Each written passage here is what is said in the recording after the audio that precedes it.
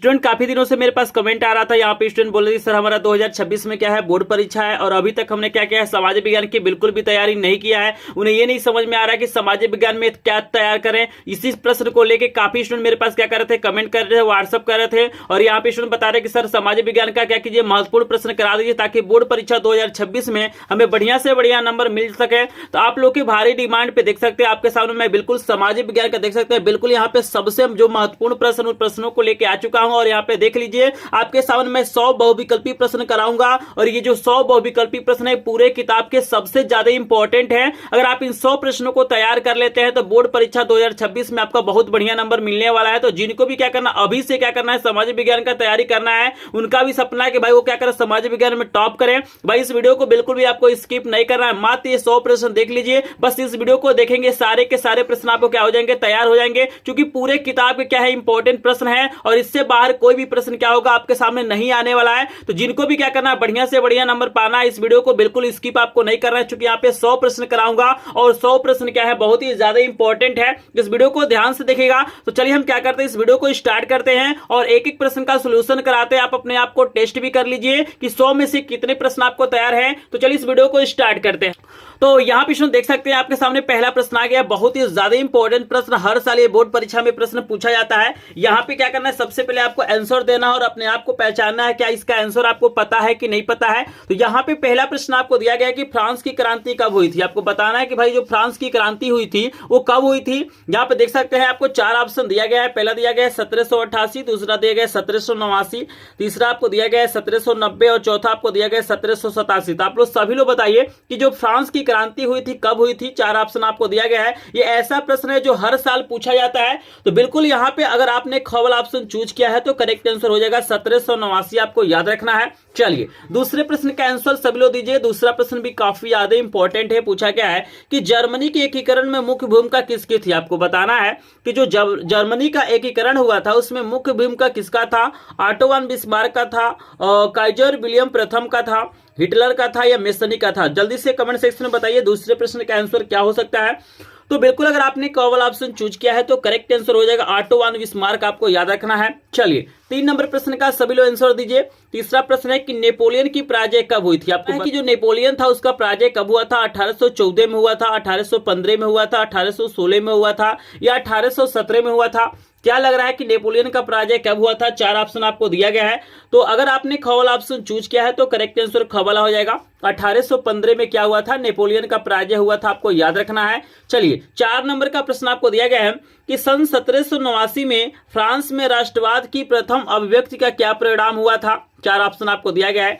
France की क्रांति हुई थी, नेपोलियन का उदय हुआ था, जर्मनी का एकीकरण हुआ था या निरंकुश प्रजातंत्र का प्रारंभ हुआ था। तो क्या लग रहा है चारों ऑप्शन में कौन सा ऑप्शन करेक्ट हो सकता है, जल्दी से मुझे कमेंट सेक्शन में बताइए। बहुत ही प्यारा प्रश्न है और ये हर साल प्रश्न पूछे जाते हैं, तो बिल्कुल भी आपको वीडियो को स्किप नहीं करना है। तो बिल्कुल यहाँ पे बता दूं, अगर 4 नंबर का ऑप्शन आपने क वाला चूज किया है तो क वाला ऑप्शन करेक्ट हो जाएगा। फ्रांस की क्रांति का उदय हुआ था, आपको याद रखना है कि फ्रांस की क्रांति की शुरुआत हुई थी। चलिए यहाँ पे 5वां नंबर का जो प्रश्न है ना, आपके पेपर में ये प्रश्न छप चुका है। 2026 के लिए सबसे ज्यादा इंपॉर्टेंट प्रश्न है, आपको याद रखना है। ये प्रश्न पूछा गया है कि हिंद स्वराज पुस्तक के लेखक कौन थे। आपको बताना है कि जो बहुत ही फेमस पुस्तक है हिंद स्वराज, इसके लेखक कौन है। मुंशी प्रेमचंद है, सरदार वल्लभ भाई पटेल हैं, महात्मा गांधी हैं या सुभाष चंद्र बोस हैं। क्या लग रहा है आपको, हिंद स्वराज पुस्तक के लेखक कौन थे।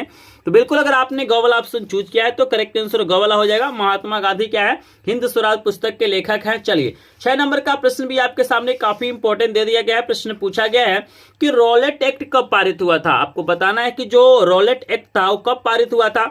1918 में, 1919 में, 1920 में या 1921 में। क्या लग रहा है कि रॉलेट एक्ट कब पारित हुआ था। बहुत ही ज्यादा इंपॉर्टेंट प्रश्न है, जल्दी से आंसर देंगे। 6 नंबर प्रश्न का सभी लोग आंसर देंगे। तो बिल्कुल अगर आपने यहाँ पे ख वाला ऑप्शन चूज किया है तो करेक्ट आंसर ख वाला हो जाएगा, 1919 हो जाएगा। आई होप आपको ये 6 प्रश्न समझ में आ गए हैं। मात्र 100 प्रश्न देख लीजिए। इस वीडियो को देखने के बाद से आपको किसी और वीडियो को देखने की आवश्यकता नहीं पड़ेगी। चलिए आपको अगला प्रश्न दिखाते हैं। प्रश्न आप लोग देख सकते हैं, जो अगला प्रश्न आपको दिया गया है कि आर्थिक महामंदी का प्रारंभ कब हुआ था। ये भी बहुत ही ज्यादा इंपॉर्टेंट प्रश्न है, हर साल पूछा जाता है। आपको बताना है कि आर्थिक जो महामंदी की शुरुआत हुई थी वो कब हुई थी, 1919 में, 1924 में, 1929 में या 1934 में। तो जल्दी से सभी लोग कमेंट सेक्शन में आंसर देंगे। तो बिल्कुल अगर आपने गवल ऑप्शन चूज किया है तो करेक्ट आंसर गवल हो जाएगा। 1929 में क्या हुआ था, आर्थिक महामंदी का शुरुआत हुआ था। अगला प्रश्न आपको दिया गया 8 नंबर का, बहुत ही ज्यादा इंपॉर्टेंट है। प्रश्न दिया गया है कि महामंदी का सबसे बड़ा असर पड़ा। आपको बताना है कि जो महामंदी था उसका सबसे बड़ा जो असर पड़ा था कहां पे पड़ा था, तकनीकी पे पड़ा था, कृषि क्षेत्र पर पड़ा था, परिवहन पे पड़ा था, या इनमें से कोई नहीं। क्या लग रहा है कौन सा ऑप्शन करेक्ट हो सकता है, जल्दी से कमेंट सेक्शन में बताएंगे। तो बिल्कुल अगर आपने ख वाला ऑप्शन चूज किया है तो करेक्ट आंसर ख वाला हो जाएगा, कृषि क्षेत्र पे पड़ा था, आपको याद रखना है। चलिए 9 नंबर का प्रश्न बहुत ज्यादा इंपॉर्टेंट, इसमें काफी स्टूडेंट क्या होते हैं, कंफ्यूज हो जाते हैं, क्योंकि प्रश्न बहुत ही ज्यादा इंपॉर्टेंट है। तो आपको बताना है कि अफ्रीका में जो रेडर पेस्ट, प्रश्न दिया गया कि अफ्रीका में रेंडर पेस्ट क्या था। आपको बताना है कि अफ्रीका में एक बहुत ही फेमस मतलब घटना बोलेंगे कि रेंडर पेस्ट था, वो क्या था, और एक प्रकार का जानवर था, एक प्रकार का घटना था, एक प्रकार का खेल था, या एक प्रकार का बीमारी था। जल्दी से कमेंट सेक्शन में बताएंगे। तो बिल्कुल ये एक प्रकार का बीमारी था, मवेशियों में पाए जाने वाली बीमारी है। तो यहाँ पे घ वाला ऑप्शन करेक्ट हो जाएगा। क्लियर है सभी को। चलिए 10 नंबर का प्रश्न है कि गुमस्ता क्या है। आपको बताना है कि जो गुमस्ता शब्द है इसका क्या मतलब है। बुनकर से मतलब है, कपड़ा व्यवसायी से मतलब है, वेतनभोगी कर्मचारी से मतलब है, या ऊन बेचने वालों से है। तो आपको बताना है कि गुमस्ता क्या है, ठीक है ना, इसका मतलब आपको बताना है। तो यहाँ पे करेक्ट आंसर ग वाला हो जाएगा। गुमस्ता का जो मतलब होता है वेतन भोगी कर्मचारी से होता है, आपको याद रखना है। तो यहाँ पे हमने आपको 10 प्रश्न करा दिया है।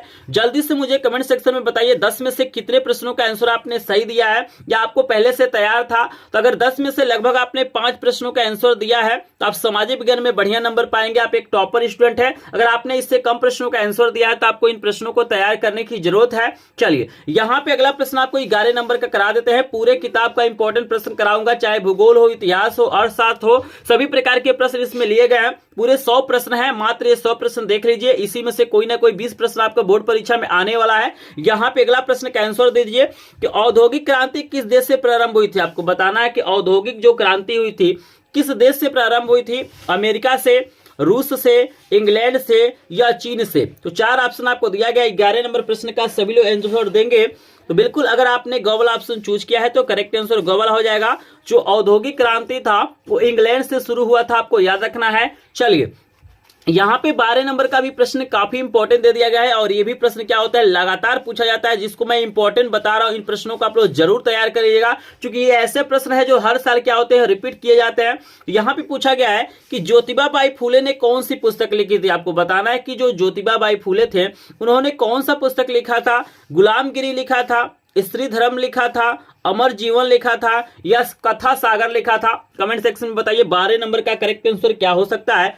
तो बिल्कुल आपको बता दूं, अगर आपने क वाला ऑप्शन चूज किया है तो करेक्ट आंसर यहाँ पे क वाला हो जाएगा, गुलामगिरी, आपको याद रखना है। चलिए हम क्या करते हैं, आपको अगला प्रश्न कराते हैं। 13 नंबर का भी प्रश्न काफी इंपॉर्टेंट है, तो बिल्कुल ध्यान से देखिएगा। तो आपके सामने आ गया 13 नंबर का प्रश्न। आप देख सकते हैं 13 नंबर का भी प्रश्न आपके सामने आ गया है। यहाँ पे पूछा गया है कि वर्नाक्यूलर प्रेस एक्ट कब लागू किया गया था। 4 ऑप्शन आपको दिया गया है, 1875, 1878, 1880 और 1885। तो बताइए वर्नाक्यूलर जो प्रेस था एक्ट ये कब लागू किया गया था। 4 ऑप्शन आपको दिया गया। तो 13 नंबर का करेक्ट आंसर आपको बता दूं, यहाँ पे हो जाएगा 1878। तो यहाँ पे ख वाला ऑप्शन बिल्कुल क्या है, करेक्ट है।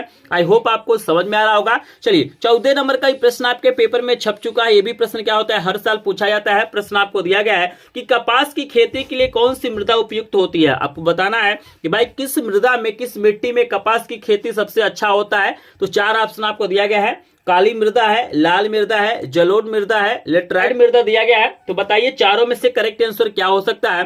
तो आपको याद रखना है कि जो कपास की खेती होती है ना वो सबसे बढ़िया काली मृदा में होती है। तो क वाला ऑप्शन करेक्ट हो जाएगा। चलिए 15 नंबर का प्रश्न है कि सोपानी कृषि की जाती है। आपको बताना है कि सोपानी जो कृषि होता है वो कहाँ पे किया जाता है। उत्खात भूमि पर किया जाता है, ढाल वाली भूमि पर किया जाता है, मैदानी भूमि पर किया जाता है, या इनमें से कोई नहीं। तो 4 ऑप्शन आपको दिया गया है, जल्दी से बताइए जो सोपानी कृषि होता है वो कहाँ पे किया जाता है। 15 नंबर का करेक्ट आंसर बताएंगे। तो बिल्कुल आपको बता दूं, जो सोपानी कृषि होता है वो पहाड़ी इलाकों पे होता है, मतलब ढाल वाली भूमि पे होता है। तो यहाँ पे करेक्ट आंसर ख वाला हो जाएगा। आई होप आपको समझ में आ रहा होगा। चलिए स्टूडेंट, यहाँ पे 16 नंबर का प्रश्न करा देते हैं। 16 नंबर का ये प्रश्न काफी इंपॉर्टेंट है और यहाँ पे ना काफी संख्या में लोग क्या होते हैं, कंफ्यूज हो जाते हैं। जैसे प्रश्न दिया गया है कि हरा सोना निम्नलिखित में से किसे कहा जाता है। आपको बताना है कि जो हरा सोना होता है किसे कहा जाता है। प्राकृतिक वनस्पति को कहा जाता है, घास के मैदान को कहा जाता है, हरे पेड़ को कहा जाता है, सघन झाड़ी को कहा जाता है। तो 4 ऑप्शन दिया गया है, तो 16 नंबर का सभी लोग आंसर देंगे। तो यहाँ पे बता दूं कि ऑप्शन के अनुसार जो करेक्ट आंसर हो जाएगा क वाला हो जाएगा। प्राकृतिक वनस्पति हमारा क्या होता है, हरा सोना होता है। लेकिन अगर कहीं पे ऑप्शन में चाय दे दिया जाता है तो चाय हमारा क्या होगा, करेक्ट आंसर है। लेकिन यहाँ पे चाय नहीं है तो हमारा करेक्ट आंसर प्राकृतिक वनस्पति हो जाएगा। आपको याद रखना है। चलिए, यहाँ पे 17 नंबर का प्रश्न दिया गया है कि निम्नलिखित में से किस राज्य में बांधवगढ़ राष्ट्रीय उद्यान स्थित है। आपको बताना है कि जो बांधवगढ़ राष्ट्रीय उद्यान है वो कहाँ पे है। मध्य प्रदेश में है, राजस्थान में है, पश्चिम बंगाल में है या उत्तराखंड में है। तो जल्दी से आप लोग मुझे बताइए कौन सा ऑप्शन करेक्ट हो सकता है। तो बिल्कुल यहाँ पे काफी संख्या में लोग कमेंट कर रहे हैं। चलिए, यहाँ पे आपको बता दो कि 17 का जो करेक्ट आंसर हो जाएगा मध्य प्रदेश हो जाएगा। जो बांधवगढ़ राष्ट्रीय उद्यान है वो मध्य प्रदेश में है। तो यहाँ पे कॉल ऑप्शन करेक्ट है। चलिए, 18 नंबर का प्रश्न बहुत ही ज्यादा इंपॉर्टेंट है। प्रश्न आपको दिया गया है कि भाई टिहरी जो बांध परियोजना है वो किस राज्य में है। आपको बताना है कि टिहरी बांध परियोजना किस राज्य में है। पंजाब में है, गुजरात में है, उत्तराखंड में है या मध्य प्रदेश में है। तो 18 नंबर का सभी लोग करेक्ट आंसर बताएंगे। तो आपको बता दो जो टिहरी बांध है ना उत्तराखंड में है। तो यहाँ पे गोल ऑप्शन करेक्ट हो जाएगा। चलिए, 19 नंबर का प्रश्न है कि इनमें से रबी फसल है। याद रखना है, इस तरह के प्रश्न बोर्ड परीक्षाओं में पूछे जाते हैं। रबी फसल हो गया, खरीफ हो गया, नगदी हो गया, ठीक है ना, रेशेदार फसल हो गया। इस तरीके के जो फसल होते हैं बोर्ड परीक्षाओं में पूछे जाते हैं। तो यहाँ पे पूछा गया है कि इनमें से कौन रबी फसल है। चावल है, मोटे अनाज है, चना है या कपास है। तो 4 ऑप्शन दिया गया है। तो जल्दी से बताइए 19 नंबर प्रश्न का करेक्ट आंसर क्या हो सकता है।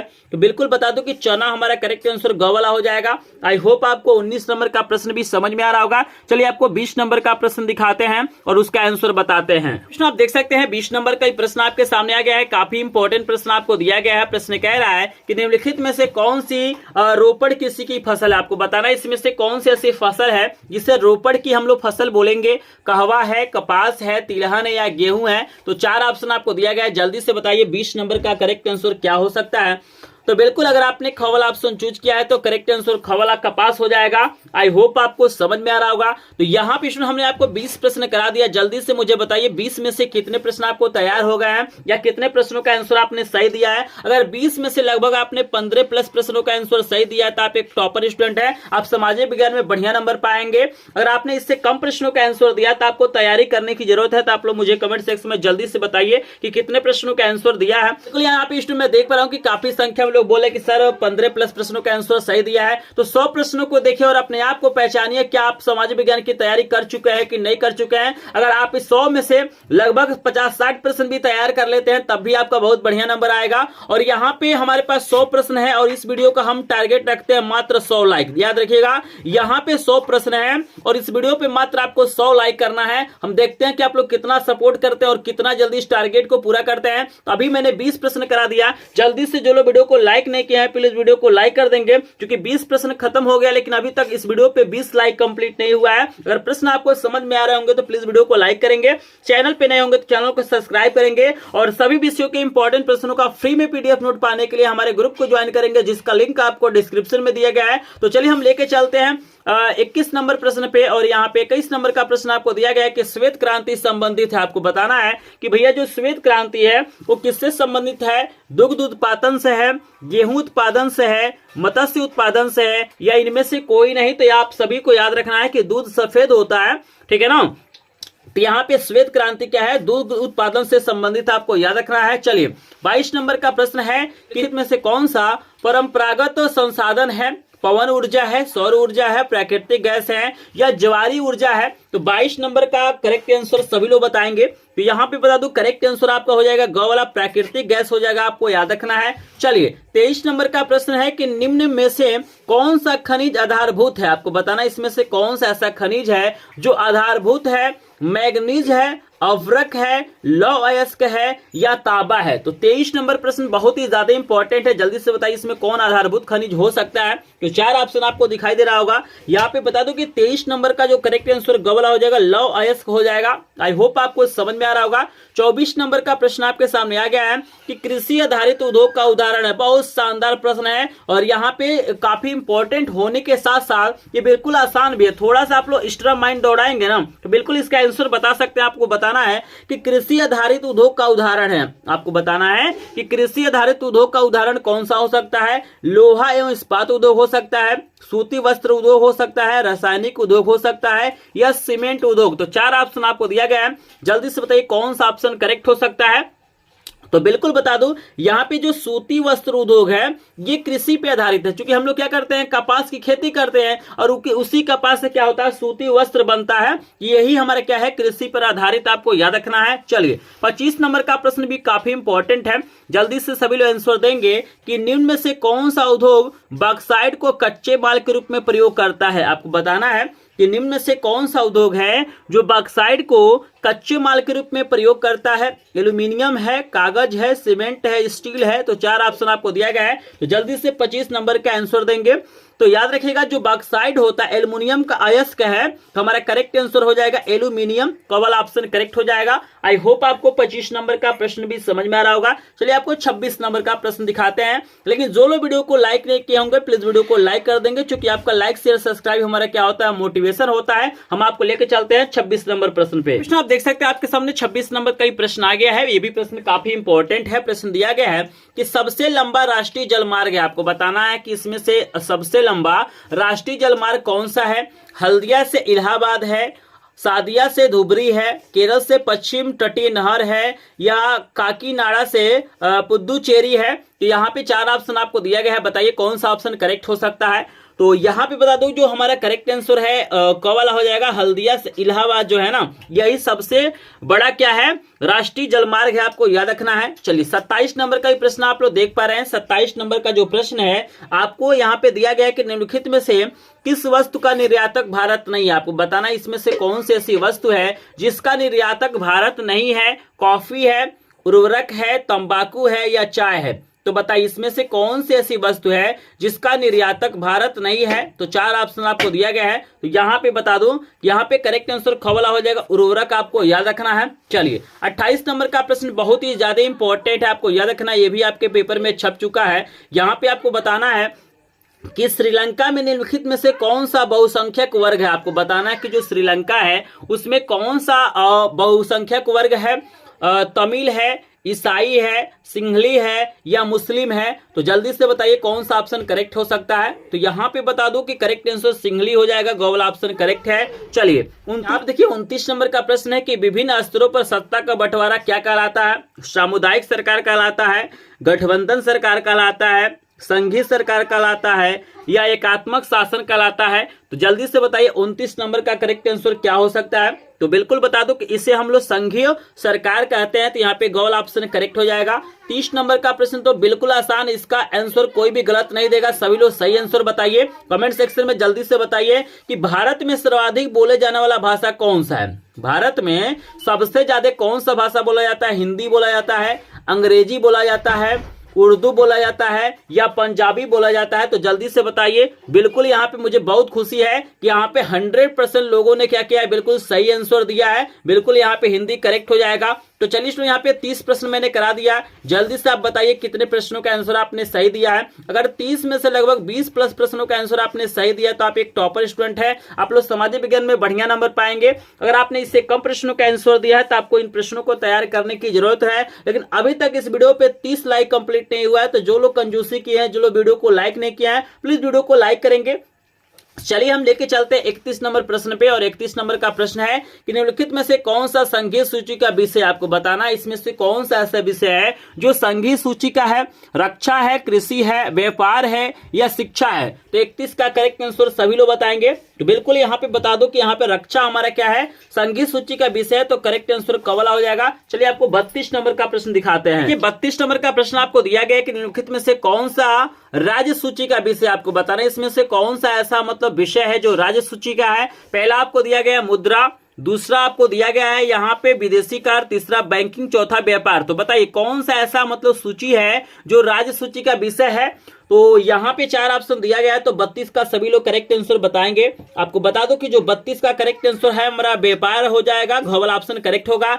चलिए 33 नंबर का प्रश्न है कि भारतीय संविधान में भाषाओं को किस अनुसूची में रखा गया। आपको बताना है कि भारतीय संविधान में भाषाओं को किस अनुसूची में रखा गया है, तीसरी, 5वीं, 8वीं या 12वीं। तो 4 ऑप्शन आपको दिया गया है। आप 33 नंबर प्रश्न का आंसर देंगे। अगर आपने यहाँ पे ग वाला ऑप्शन चूज किया है तो करेक्ट आंसर ग वाला हो जाएगा, 8वीं आपको याद रखना है। चलिए 34 नंबर का प्रश्न है कि धर्मनिरपेक्ष राज्य में, आपको बताना है कि धर्मनिरपेक्ष राज्य में धर्म का कोई स्थान नहीं होता है, एक राष्ट्र एक धर्म में विश्वास होता है, केवल बहुसंख्यक वर्ग में धर्म को मान्यता दिया जाता है, सभी धर्मों को समान समझा जाता है। तो 34 नंबर का प्रश्न बताइए कि धर्मनिरपेक्ष राज्य में क्या चीजें होता है। तो 4 ऑप्शन आपको दिया गया है। तो बिल्कुल बता दो कि यहाँ पे करेक्ट आंसर हो जाएगा कि सभी धर्मों को समान समझा जाता है, जैसा कि भारत है। चलिए 35 नंबर का प्रश्न है कि उत्तर प्रदेश में प्रमुख विपक्षी दल कौन सा है। आपको बताना है कि प्रेजेंट टाइम में जो मतलब उत्तर प्रदेश है उसमें प्रमुख विपक्षी दल क्या है। बहुजन समाज पार्टी है, बीजेपी है, समाजवादी पार्टी है या कांग्रेस पार्टी है। तो जल्दी से बताइए कौन सा विपक्षी पार्टी मतलब सबसे इस समय प्रमुख है।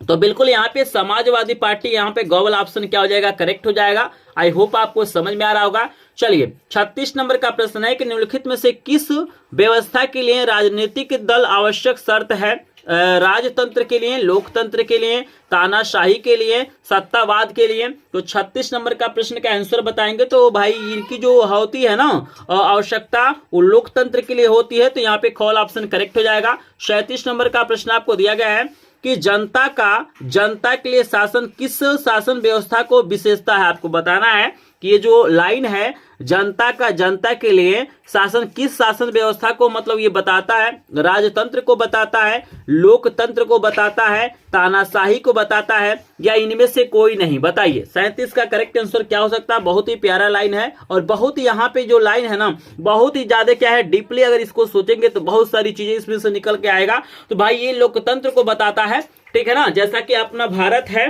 ठीक है। चलिए 38 नंबर का प्रश्न दिखाते हैं। आपके सामने आ गया 38 नंबर का प्रश्न। आपके सामने 38 नंबर का ही प्रश्न आ गया है। प्रश्न आपको दिया गया है कि निम्न में से कौन सा लोकतंत्र का अवगुण है। आपको बताना इसमें से कौन सा ऐसा मतलब है जो लोकतंत्र का अवगुण है। पहला है धनी व्यक्तियों का शासन, दूसरा है दलों में व्यक्तिवाद, तीसरा है बहुसंख्यक की प्राथमिकता और चौथा इनमें से सभी। बताइए 38 का करेक्ट आंसर क्या हो सकता है। तो ये सभी क्या है लोकतंत्र के अवगुण है। तो यहाँ पे घ वाला ऑप्शन करेक्ट हो जाएगा, इनमें से सभी। चलिए 39 नंबर का प्रश्न है कि लोकतंत्र का प्रमुख गुण निम्नलिखित में से कौन सा है। तो यहाँ पे अवगुण पूछा, इसमें गुण पूछ रहा है। तो 4 ऑप्शन आपको दिया गया, देशभक्ति की भावना, राष्ट्रीय चरित्र का निर्माण, प्रगतिशील सरकार और इनमें से सभी। तो यहाँ पे सभी गुण है। तो यहाँ पे गौल ऑप्शन करेक्ट हो जाएगा। 40 नंबर का आंसर दीजिए कि निम्नलिखित में से किस देश का मानव विकास सूचकांक सर्वोच्च है। बताइए इसमें से कौन सा ऐसा देश है जिसका मानव विकास सूचकांक सर्वोच्च है। श्रीलंका है, बांग्लादेश है, नेपाल है या पाकिस्तान है। करेक्ट आंसर बताएंगे। 40 का करेक्ट आंसर क्या हो जाएगा। तो बिल्कुल यहाँ पे बता दो कि 40 का जो करेक्ट आंसर हो जाएगा श्रीलंका हो जाएगा। कॉल ऑप्शन करेक्ट हो जाएगा। 40 प्रश्न आपको मैंने करा दिया। जल्दी से बताइए 40 में से कितने प्रश्नों का आंसर आपने सही दिया है। तो बिल्कुल बता दो अगर 40 में से लगभग आपने 25 प्लस प्रश्नों का आंसर सही दिया तो आप एक टॉपर स्टूडेंट है, आप समाज विज्ञान में बढ़िया नंबर पाएंगे। अगर आपने इससे कम प्रश्नों का आंसर दिया तो आपको तैयारी करने की जरूरत है। जो लोग वीडियो को लाइक नहीं किए होंगे प्लीज वीडियो को लाइक करेंगे। चलिए आपको लेकर चलते हैं 41 नंबर का प्रश्न। मात्र 100 प्रश्न देख लीजिए, इससे बाहर कोई भी प्रश्न नहीं आएगा। इसी में से कोई ना कोई 20 प्रश्न आपको बोर्ड परीक्षा में देखने के लिए मिलेगा। तो यहाँ पे 41 नंबर का प्रश्न है कि किसी भी देश का जो विकास आधारित होता है किस पे होता है। प्रति व्यक्ति आय पे होता है, औसत साक्षरता स्तर पे होता है, लोगों की स्वास्थ्य स्थिति पे होता है या इनमें से सभी। तो 41 का करेक्ट आंसर बताएंगे। तो बिल्कुल यहाँ पे इनमें से सभी यहाँ घ वाला ऑप्शन करेक्ट हो जाएगा। चलिए 42 नंबर का प्रश्न है कि निम्नलिखित में से कौन सा एक विकसित देश। आपको बताना इसमें से कौन सा ऐसा देश है जो विकसित है। ब्राजील है, भारत है, फ्रांस है, बांग्लादेश है। तो 42 का करेक्ट आंसर हो जाएगा आपका फ्रांस। ग वाला ऑप्शन करेक्ट हो जाएगा। चलिए आपको अगला प्रश्न दिखाते हैं। 43 नंबर का प्रश्न दिया गया है कि सार्वजनिक और निजी क्षेत्र आधारित होता है। आपको बताना है कि जो सार्वजनिक और निजी क्षेत्र का जो आधार पे विभाजित होता है किस आधार पे। रोजगार की शर्तों पे, आर्थिक गतिविधि के स्वभाव पे, उद्यमों के स्वामित्व पे, उद्यम में नियोजित श्रमिकों की संख्या पे। तो 4 ऑप्शन दिया गया है, तो 43 का करेक्ट आंसर बताएंगे। बहुत ही प्यारा प्रश्न है, बहुत ही ज्यादा इंपॉर्टेंट प्रश्न है, तो जल्दी से बताइए जो 43 नंबर का प्रश्न, इसका करेक्ट आंसर क्या हो सकता है। तो यहाँ पे बता दो कि जो 43 नंबर का प्रश्न है ना, यहाँ पे आपको याद रखना है करेक्ट आंसर ग वाला हो जाएगा, उद्यमों के स्वामित्व हो जाएगा, आपको याद रखना है। चलिए 44 नंबर का प्रश्न आप लोग देख पा रहे हैं, काफी इंपॉर्टेंट प्रश्न है, वेरी वेरी इंपॉर्टेंट प्रश्न है बोर्ड परीक्षा 2026 के लिए। प्रश्न आपको दिया गया है कि निम्नलिखित में से किसको सेवा क्षेत्र कहते हैं, आपको बताना इसमें से कौन सा ऐसा क्षेत्र है जिसे सेवा क्षेत्र कहते हैं। तो यहाँ पे 4 ऑप्शन दिया गया है, प्राथमिक, द्वितीयक, तृतीयक और इनमें से कोई नहीं। तो 44 का करेक्ट आंसर आपको बता देते हैं, यहाँ पे तृतीयक क्षेत्र को हम लोग सेवा क्षेत्र कहते हैं। चलिए 45 नंबर का प्रश्न है कि इसमें से कौन सा ऐसा क्षेत्र है जिसे कृषि क्षेत्र कहा जाता है, प्राथमिक, द्वितीय, तृतीयक या इनमें से कोई नहीं। 45 नंबर का प्रश्न है ना, बहुत ही ज्यादा इंपॉर्टेंट है, तो आप लोग जल्दी से बताइए कि इसका करेक्ट आंसर क्या हो सकता है। जल्दी से मुझे बताइए, क, ख, ग और यहाँ पे घ, 4 ऑप्शन आपको दिया गया है। तो 45 का करेक्ट आंसर आपको बता देते हैं कि प्राथमिक क्षेत्र हो जाएगा। चलिए 46 नंबर का प्रश्न है कि निम्नलिखित में से कौन सा व्यक्ति असंगठित क्षेत्र के अंतर्गत आता है, कृषि मजदूर, बैंक मैनेजर, सैनिक या इनमें से कोई नहीं। तो बताइए 46 का करेक्ट आंसर क्या हो जाएगा, जल्दी से मुझे कमेंट सेक्शन में बताएंगे। तो बता दो 46 का जो करेक्ट आंसर हो जाएगा ना, वो कृषि मजदूर हो जाएगा, कवल ऑप्शन करेक्ट है। चलिए 47 का आंसर दीजिए कि सूचना एवं संचार प्रौद्योगिकी का आर्थिक क्षेत्र कौन सा है, प्राथमिक है, द्वितीयक है, तृतीयक है, चतुर्थक है। बताइए सूचना एवं संचार प्रौद्योगिकी का जो आर्थिक क्षेत्र है वो क्या हो सकता है। तो 47 का करेक्ट आंसर तृतीयक हो जाएगा, कवल ऑप्शन करेक्ट है। चलिए 48 नंबर का प्रश्न भी काफी इंपॉर्टेंट आपसे पूछा गया है कि निम्नलिखित में से किस वर्ष बांग्लादेश ग्रामीण बैंक की स्थापना की गई थी, 1960 में, 1980 में, 1970 में या 1950 में। तो यहाँ पे 4 ऑप्शन आपको नजर आ रहा है, 48 का करेक्ट आंसर बताएंगे। तो करेक्ट आंसर आई थिंक हो जाएगा 1970, ग वाला ऑप्शन करेक्ट है। चलिए आपको 49 नंबर का प्रश्न दिखा देते हैं, मात्र 100 प्रश्न देख के जाइए, इससे बाहर कोई भी प्रश्न आपके सामने नहीं आने वाला है। तो आपके सामने आ गया अगला प्रश्न। तो यहाँ पे देखिए 49 नंबर का प्रश्न भी आपके सामने आ गया है, काफी इंपॉर्टेंट प्रश्न है। प्रश्न कह रहा है कि स्वयं सहायता समूह में बचत और ऋण संबंधी अधिकतर निर्णय किसके द्वारा लिए जाते हैं, बैंक द्वारा, सदस्यों द्वारा, गैर सरकारी संस्था द्वारा, इनमें से कोई नहीं। तो बताइए स्वयं जो सहायता समूह होता है इसमें जो अधिकतर निर्णय होते हैं किसके द्वारा लिए जाते हैं। तो 4 ऑप्शन आपको दिया गया है और यहाँ पे बता दो 49 का करेक्ट आंसर हो जाएगा सदस्यों द्वारा। चलिए यहाँ पे 50 नंबर का प्रश्न भी काफी इंपॉर्टेंट है, विश्व व्यापार संगठन की स्थापना आपको बताना है कब किया गया था, 1991 में, 1994 में, 1992 में या 1995 में। जल्दी से बताइए विश्व व्यापार संगठन की जो स्थापना की गई थी कब की गई थी, 4 ऑप्शन आपको दिया गया है।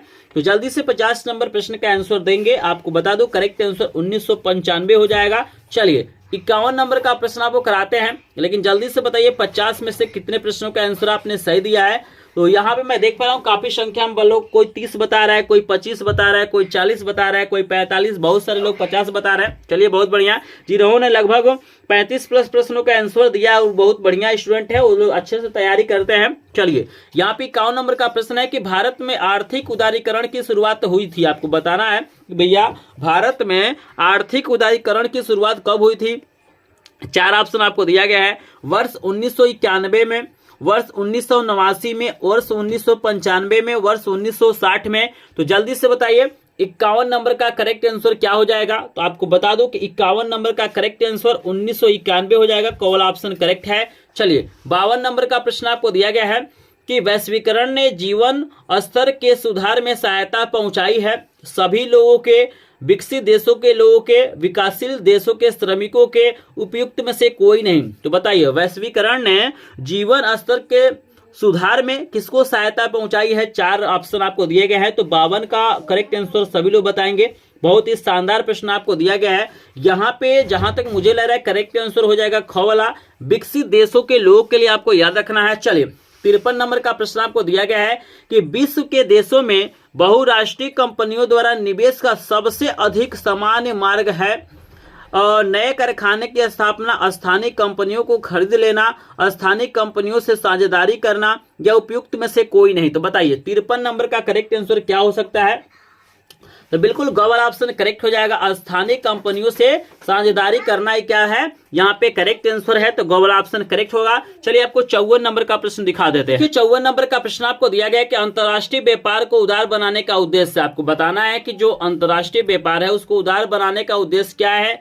IMF का है, WTO का है, NATO का है, वर्ल्ड बैंक का है। तो 4 ऑप्शन आपको दिया गया है। 54 नंबर का करेक्ट आंसर बताएंगे तो इसका करेक्ट आंसर हो जाएगा WTO का है, आपको याद रखना है। ख वाला ऑप्शन करेक्ट है। 55 का आंसर दीजिए कि निम्नलिखित में से उत्पादन का साधन क्या है, बताइए। बहुत शानदार प्रश्न है, लगातार पूछा गया है। आपको बताना है कि निम्नलिखित में से उत्पादन का साधन क्या है। पूंजी है, लाभ है, सेवाएं हैं या कर है। 55 नंबर का करेक्ट आंसर बताइए क्या हो सकता है। तो 55 का जो करेक्ट आंसर पूंजी हो जाएगा, क वाला ऑप्शन करेक्ट है। चलिए 56 नंबर का प्रश्न है कि सूचना का अधिकार अधिनियम कब लागू किया गया। आपको बताना है कि सूचना का अधिकार अधिनियम कब लागू किया गया। 2005 में 2005 यहाँ पे मतलब अक्टूबर 2005 में, मार्च 2005 में, जनवरी 2006 में, अप्रैल 2007 में। बताइए 56 नंबर का करेक्ट आंसर आपको बता देते हैं अक्टूबर 2005 में। यहाँ पे करेक्ट आंसर क वाला हो जाएगा। चलिए 57 का आंसर दीजिए, उपभोक्ता सुरक्षा अधिनियम कब बनाया गया था। बताइए ऑप्शन आपको दिया गया 1982, 1984, 1985, 1986। बताइए 57 का करेक्ट आंसर बताएंगे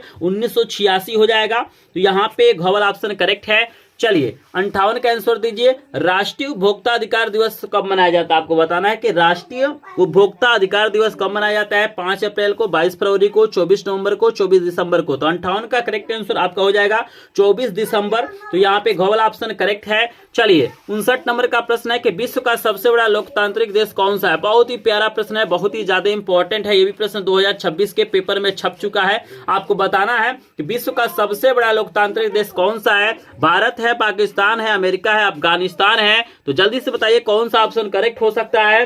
जल्दी से बताइए। 4 ऑप्शन आपको दिया गया है तो आपको बता दो कि यहाँ पे करेक्ट आंसर क वाला हो जाएगा, भारत हो जाएगा। 60 नंबर का प्रश्न है कि असहयोग आंदोलन का मुख्य कारण क्या था। आपको बताना है कि 60 नंबर का प्रश्न कि असहयोग आंदोलन का मुख्य कारण क्या था। रॉलेट एक्ट था, प्रथम विश्व युद्ध था, खिलाफत आंदोलन था या चौरी चौरा कांड था। तो 4 ऑप्शन आपको दिया गया है। जल्दी से बताइए 60 नंबर का करेक्ट आंसर क्या हो जाएगा। तो आपको बता दो कि खिलाफत आंदोलन था, करेक्ट आंसर ग वाला। तो यहाँ पे 60 प्रश्न करा दिया गया है। जल्दी से बताइए कितने प्रश्नों का आंसर आपने सही दिया है। अगर 60 में से 40 प्रश्नों का आंसर आपने सही दिया तो आप लोग 2026 में बढ़िया नंबर पाएंगे। और आप क्या है, एक सामाजिक विज्ञान के अच्छे स्टूडेंट हैं। तो अगर आपने इससे कम प्रश्नों का आंसर दिया है तो आपको तैयारी करने की जरूरत है। लेकिन मैं देख पा रहा हूं अभी तक यहाँ पे क्या हुआ है, 60 लाइक कंप्लीट नहीं हुआ है। तो जो लोग कंजूसी किए हैं प्लीज वीडियो को लाइक कर देंगे। चैनल पे पहली बार आए होंगे तो चैनल को सब्सक्राइब जरूर करेंगे। सभी विषयों के इंपॉर्टेंट प्रश्नों का PDF नोट पाने के लिए हमारे ग्रुप को ज्वाइन करेंगे, जिसका लिंक आपको डिस्क्रिप्शन में दिया गया है। तो चलिए आपको 61 नंबर का प्रश्न करा देते हैं। देखिए 61 नंबर का प्रश्न आ गया, बहुत ही प्यारा, बहुत ही शानदार प्रश्न है कि करो या मरो का नारा किसने दिया था। आपको बताना है भैया करो या मरो का नारा किसने दिया था। सुभाष चंद्र बोस ने दिया था, चंद्रशेखर आजाद ने दिया था, भगत सिंह ने दिया था, महात्मा गांधी ने दिया था। तो जल्दी से बताइए करो या मरो का नारा किसने दिया था।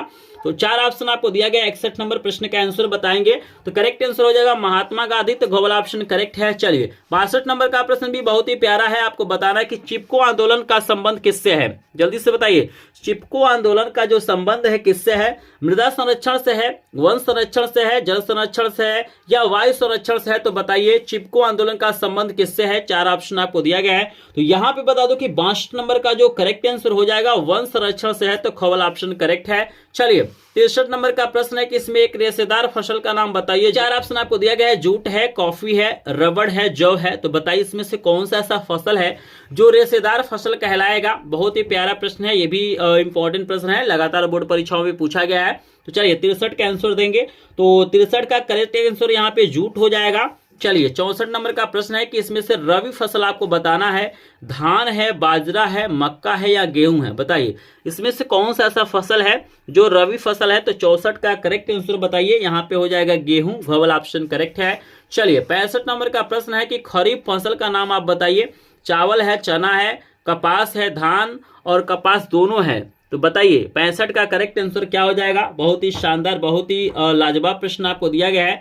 तो यहाँ पे बता दो कि यहाँ पे घ वाला ऑप्शन करेक्ट हो जाएगा, धान और कपास दोनों हो जाएगा, आपको याद रखना है। चलिए 66 नंबर का प्रश्न आपको दिया गया कि मुंबई हाई क्यों प्रसिद्ध है। बताइए मुंबई जो हाई है वो क्यों प्रसिद्ध है, जल्दी से बताइए। बहुत ही शानदार प्रश्न आपको दिया गया है। तो बिल्कुल यहाँ पे बता दूं कि यहाँ पे 4 ऑप्शन है, अभ्रक कारखानों के लिए, फिल्म सिटी के लिए, गेटवे ऑफ इंडिया के लिए, इनमें से कोई नहीं।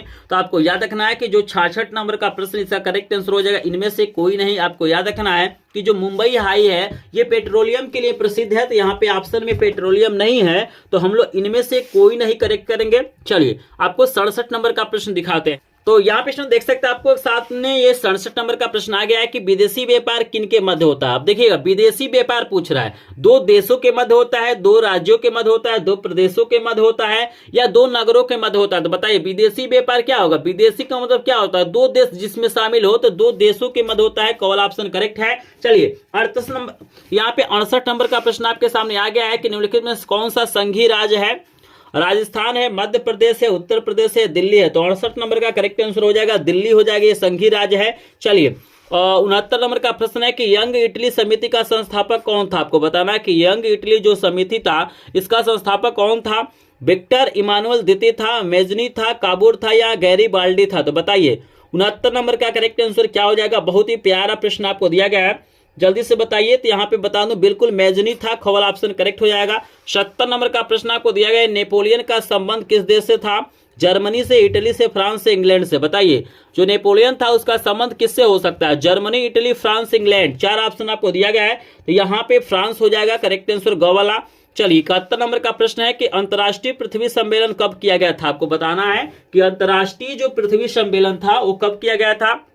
1992 में, 1997 में, 1999 में, या 2000 में। बताइए 71 का करेक्ट आंसर सभी लोग बताएंगे।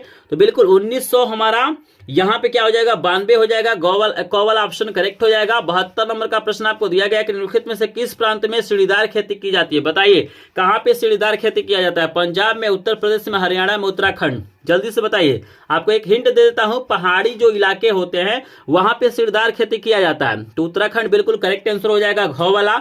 चलिए 73 नंबर के प्रश्न है कि इनमें से किस राज्य में काली मृदा पाई जाती है। और सबसे ज्यादा काली मृदा में कपास की खेती बढ़िया होती है। बताइए कहाँ पे काली मृदा पाई जाता है। जम्मू और कश्मीर, राजस्थान, गुजरात, झारखंड। ऑप्शन के अनुसार बताइए 73 का करेक्ट आंसर क्या हो सकता है। तो गुजरात हो जाएगा, ग वाला ऑप्शन करेक्ट है। चलिए आपको 74 नंबर का प्रश्न दिखा देते हैं। आपके सामने 74 नंबर का प्रश्न आ गया है कि निम्नलिखित में से कौन सा अजैविक संसाधन है। बताइए मतलब कौन अजैविक है, नॉन लिविंग कौन सा होगा। पौधे, मछलियां, पशु, चट्टाने। तो चट्टाने नॉन लिविंग हो जाएगा, घ वाला ऑप्शन करेक्ट है। सविनय अवज्ञा आंदोलन कब चलाया गया था। 1920, 1927, 1930 या 1935। बताइए सविनय अवज्ञा आंदोलन कब चलाया गया था। 4 ऑप्शन आपको दिया गया है। तो 75 का करेक्ट आंसर हो जाएगा 1930 में। चलिए 76 नंबर का प्रश्न है कि 1929 में आर्थिक महामंदी का मुख्य कारण क्या था। कृषि क्षेत्र में अत्यधिक उत्पादन, अत्यधिक निवेश, बैंकों का निजीकरण, उद्योगों की संख्या में वृद्धि। बताइए जो आर्थिक महामंदी हुआ था 1929 में, इसका क्या कारण था। 4 ऑप्शन आपको दिया गया है। तो करेक्ट आंसर क वाला हो जाएगा, कृषि क्षेत्र में अधिक उत्पादन हो गया था इसलिए महामंदी आ गया था। आपको याद रखना है। चलिए 77 नंबर का प्रश्न है कि प्रांतीय प्रशासन का संचालन कौन करता है। प्रधानमंत्री, मुख्यमंत्री, राज्यपाल, जिलाधिकारी। तो जहां तक मुझे लग रहा है कि यहाँ पे करेक्ट आंसर घ वाला होना चाहिए, जिलाधिकारी। अगर इसमें आपको डाउट होगा तो आप लोग कमेंट सेक्शन में जरूर बताएंगे कि इसका करेक्ट आंसर क्या हो सकता है। यहाँ पे मैं क्वेश्चन मार्क बना देता हूं, अगर आपको गलत लगेगा तो जरूर बताइएगा।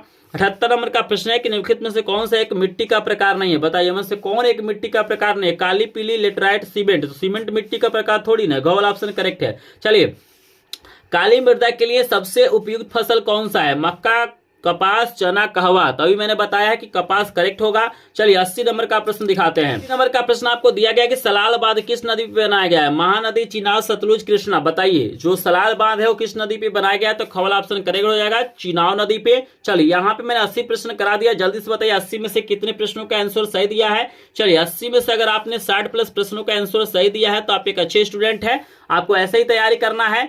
चलिए 81 नंबर का प्रश्न है, प्रोजेक्ट टाइगर किस वर्ष प्रारंभ किया गया। 1973, 1975, 1980 या 1989। बताइए प्रोजेक्ट टाइगर किस वर्ष प्रारंभ किया गया। 81 नंबर का करेक्ट आंसर बताएंगे तो 1973 में, कौन ऑप्शन करेक्ट है। चलिए 82 नंबर का प्रश्न है कि निम्नलिखित में से किस औसत आय भी कहते हैं, मतलब किसे औसत आय भी कहते हैं। कुल आय को, राष्ट्रीय आय को, प्रति व्यक्ति आय को, ये सभी। बताइए 82 का करेक्ट आंसर बताइए।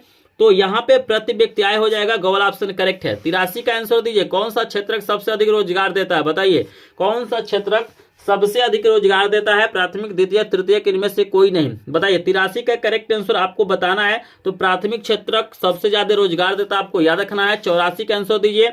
विभिन्न स्तरों पर सत्ता का बंटवारा क्या कहलाता है? सामुदायिक सरकार, गठबंधन सरकार, संघीय या एकात्मक सरकार? बताइए 84 के करेक्ट आंसर बता देते हैं। संघीय सरकार करेक्ट आंसर हो जाएगा। 85 का आंसर दीजिए कि निम्न में से संघात्मक शासन कहां नहीं है? भारत, श्रीलंका, बेल्जियम, संयुक्त राज्य अमेरिका? बताइए 85 के करेक्ट आंसर बताइए। बिल्कुल यहाँ पे श्रीलंका खवल ऑप्शन करेक्ट है। 86 प्रश्न है कि सुंदर वन राष्ट्रीय पार्क किस राज्य में है? असम, उड़ीसा, पश्चिम बंगाल, मध्य प्रदेश? बताइए सुंदर वन राष्ट्रीय पार्क कहां पे है? 86 का करेक्ट आंसर पश्चिम बंगाल। चलिए आपको अगला प्रश्न दिखाते हैं। का प्रश्न आपके सामने आ गया है कि औपचारिक ऋण सबसे अधिक किस वर्ग के लोगों को मिलता है? समृद्ध परिवार, गरीब परिवार, अमीर परिवार? इनमें से कोई नहीं। बताइए 87 का आंसर दीजिए। अमीर परिवार बिल्कुल गलत ऑप्शन करेक्ट है। एगमार्क किन वस्तुओं के लिए प्रमाणिक चिन्ह है? उपभोग वस्तुओं के लिए, इलेक्ट्रॉनिक वस्तुओं के लिए, सेवा वस्तुओं के लिए, खाद्य वस्तुओं के लिए? बताइए 88 का करेक्ट आंसर क्या होगा? बिल्कुल खाद्य वस्तुओं के लिए गलत ऑप्शन करेक्ट है। 89 नंबर का प्रश्न है निम्न में से कौन सा खनिज धात्विक है? अभ्रक, लोहा, कोयला, चूना, पत्थर? तो लोहा धातु है तो ये धात्विक हो जाएगा। 90 का आंसर दीजिए। 1944 में ब्रिटेन वुड्स सम्मेलन कहां आयोजित किया गया? ब्रिटेन में, अमेरिका में, फ्रांस में, भारत में? 90 का करेक्ट आंसर। 90 का करेक्ट आंसर बताइए। बिल्कुल बिल्कुल बहुत शानदार प्रश्न है। 90 का अमेरिका बिल्कुल करेक्ट आंसर ख वाला।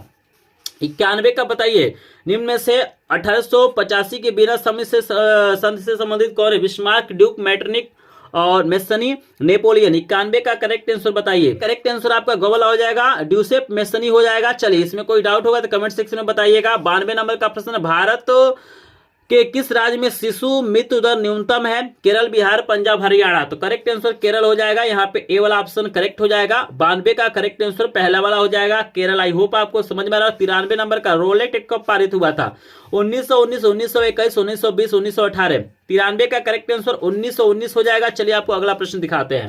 सामने 94 नंबर का प्रश्न है कि वंदे मातरम गीत के लेखक कौन थे? बंकिम चंद्र चटर्जी, रविंद्रनाथ टैगोर, मुंशी प्रेमचंद, भगत सिंह? तो बिल्कुल बंकिम चंद्र चटर्जी। 94 का करेक्ट आंसर ए वाला हो जाएगा।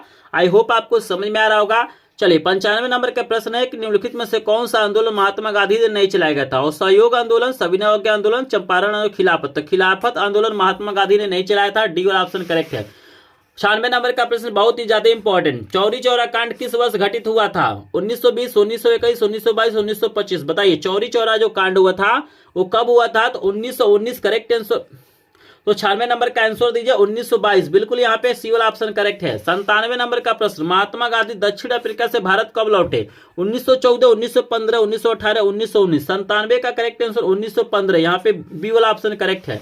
चलिए 98 नंबर का प्रश्न भी बहुत ही ज्यादा इंपॉर्टेंट, आपको बताना है कि 13 अप्रैल 1919 किस घटना से संबंधित है? बताइए 13 अप्रैल 1919 है किस घटना से संबंधित है? सत्याग्रह आंदोलन की शुरुआत, साइमन कमीशन का भारत आगमन, असहयोग आंदोलन की शुरुआत, जलियांवाला बाग? तो बिल्कुल डी वाला करेक्ट है। 13 अप्रैल 1919 में जलियांवाला बाग हत्याकांड हुआ था। आपको अगला प्रश्न दिखाते हैं। 2 प्रश्न और आपको दिया गया है, मात्र 2 प्रश्न देख लीजिए। बहुत ही प्यारा प्रश्न आपको दिया गया है। 99 नंबर का प्रश्न है कि प्रथम विश्व युद्ध कब प्रारंभ हुआ? 1914, 1939, 1919 या 1942? बताइए प्रथम विश्व युद्ध, बताइए प्रथम विश्व युद्ध कब प्रारंभ हुआ था? 4 ऑप्शन आपको दिया गया है। तो बिल्कुल 1914 करेक्ट ऑप्शन। चलिए 100 नंबर लास्ट प्रश्न आपको दिया गया है कि भारतीय लोगों का मुख्य व्यवसाय क्या है? कृषि है, लोहा और इस्पात है, ऑटोमोबाइल्स या पेट्रोकेमिकल? तो इस प्रश्न का आंसर मुझे कमेंट सेक्शन में बताएंगे और जो भी स्टूडेंट सबसे पहले कमेंट करेगा उसके कमेंट को हम लोग पिन भी करेंगे। यहाँ पे मैंने 100 प्रश्न तैयार करा दिया। जल्दी से बताइए 100 में से कितने प्रश्नों का आंसर आपने सही दिया है? अगर आपने 100 में से लगभग 80 प्लस प्रश्नों का आंसर सही दिया या आपको तैयार हो गया है तो आप एक टॉपर स्टूडेंट है। आप लोग सामाजिक विज्ञान में बढ़िया नंबर पाएंगे। और जो लोग वीडियो को लाइक नहीं किए होंगे प्लीज वीडियो को लाइक कर देंगे। चैनल पे पहली बार आए होंगे तो चैनल को सब्सक्राइब जरूर करेंगे। और मैंने अन्य विषयों का भी क्या किया, 100 प्लस एमसीक्यू का वीडियो डाल दिया, उसको भी देखिएगा।